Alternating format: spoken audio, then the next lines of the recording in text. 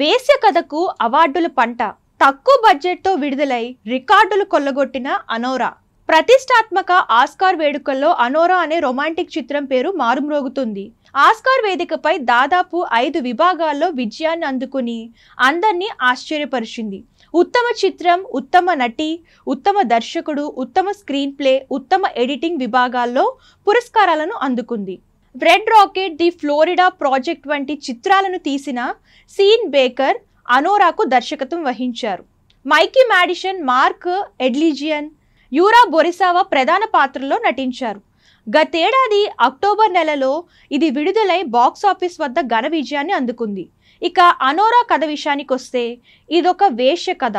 Romantic comedy drama నేపథ్యంలోనే దీన్ని తెరకెక్కించారు.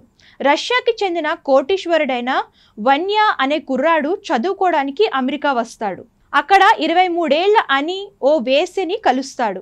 ఆమెతో ప్రేమలో పడిపోతాడు.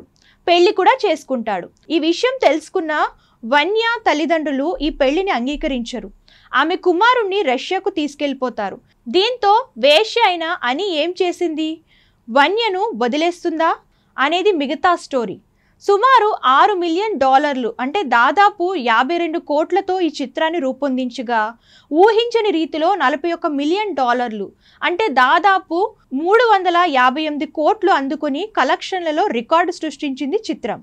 ఇక విడుదలకు ముందే ఈ చిత్రం పలు అవార్డులు, రివార్డులను అందుకుంది. 2024 మేలో జరిగిన కేన్స్ ఫిలిం ఫెస్టివల్లో ఈ చిత్రాన్ని ప్రదర్శించగా విమర్శకుల ప్రశంసలు దక్కాయి. అంతేకాదు కేన్స్లో ప్రతిష్టాత్మకంగా భావించే ఫామ్ డివోర్ అవార్డును సీన్ బేకర్ అందుకున్నారు. నేషనల్ బోర్డ్ ఆఫ్ రివ్యూ రూపొందించిన 10 అత్యుత్తమ చిత్రాల జాబితా 2024లో కూడా అనోరా చోటు దక్కించుకోవడం విశేషం.